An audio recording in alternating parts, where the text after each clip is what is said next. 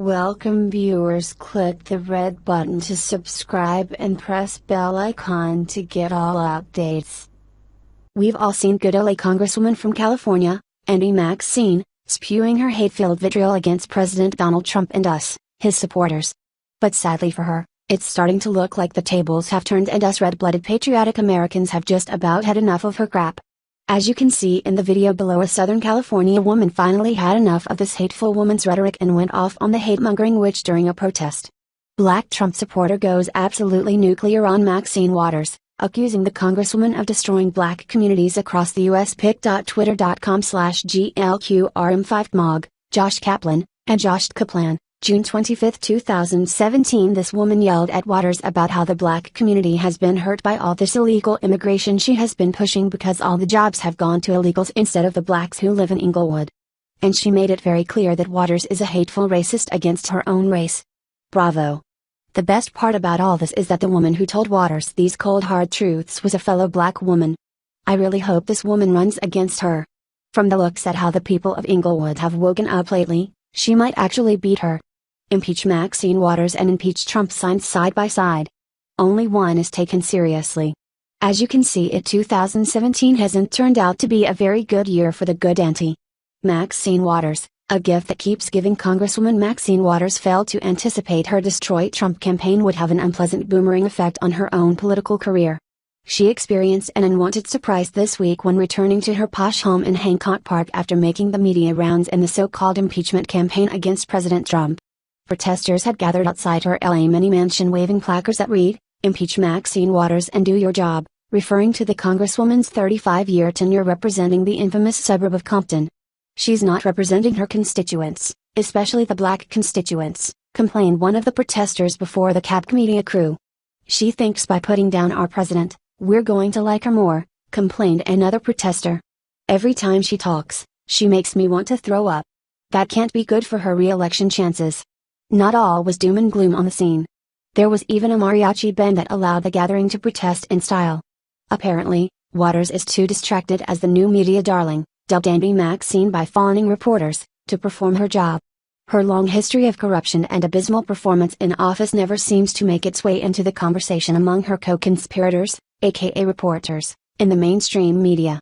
It is a perverse irony that President Trump works round the clock to make inroads to improve the lives of Americans in his few months in office, and Waters, with a whopping 35 years on the job, continues representing a district where the socio-economic conditions grow progressively worse. Perhaps that's the reason one of the protesters suggested withholding the Congresswoman's salary by waving a sign that read, "No justice, no paycheck." Here's what they are so mad about: Compton is now more than $40 million awash in debt, produces schools dubbed dropout factories, has lost accreditation of its community college, and widespread gang violence resulted in the 43rd District being listed as the most dangerous place for homicides in Los Angeles County, according to the Los Angeles Daily News. To be fair, Compton retains the distinction of being the birthplace to the only bulletproof drive-through funeral home. I'm sure the proprietor has his or her reasons. No wonder Waters cannot be expected to live in the district she represents. It's too dangerous. She's safely ensconced approximately 20 miles away. But everyone knows that a change in Southland zip codes can translate to mean living worlds apart.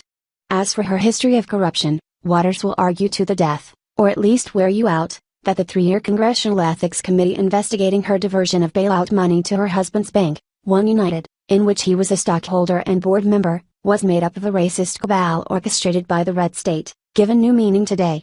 The Congresswoman's influence peddling in real estate finance also caught the attention of the IRS, labeling the transactions as a scam, according to the agency's 2006 report. All things considered, President Trump could not ask for a better adversary than Waters.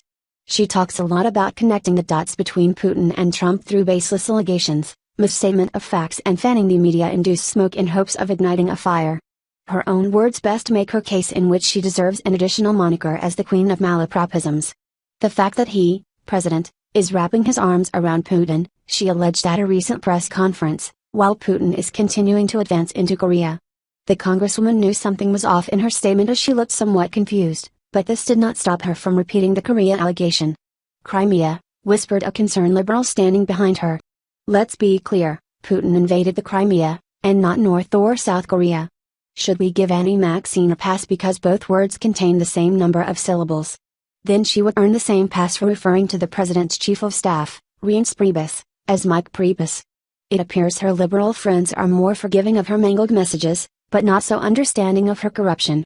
Citizens for Responsibility and Ethics in Washington, CREW, a liberal group supported by George Soros, drew up a list of the most corrupt members of Congress, and Andy Maxine was among the Hall of Shamers. These are supposed to be her liberal friends.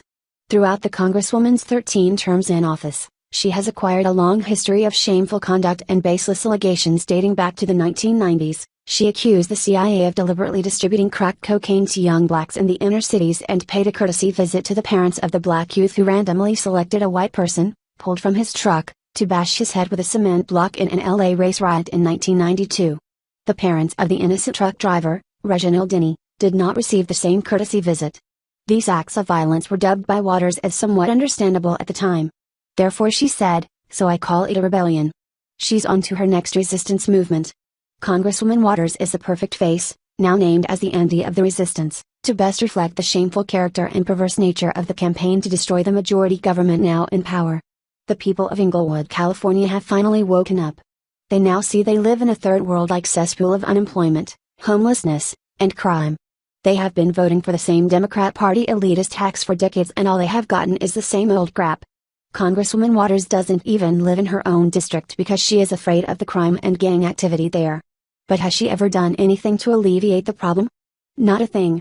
And her constituents are finally starting to take notice and want to do something about it. Better late than never. Please share if you want to see Maxine Waters voted out of office. Follow us on Facebook at Freedom Daily. Al Weisman ran for the California State Assembly in his home district in 2010 and garnered more votes than any other Republican since 1984. He's worked on multiple political campaigns and was communications director for the Ron Nehring for California Lieutenant Governor campaign during the primaries in 2014. He has also held multiple positions within his local Republican Central Committee including secretary and vice president of his local California Republican Assembly chapter, while also being an ongoing delegate to the California Republican Party for almost a decade.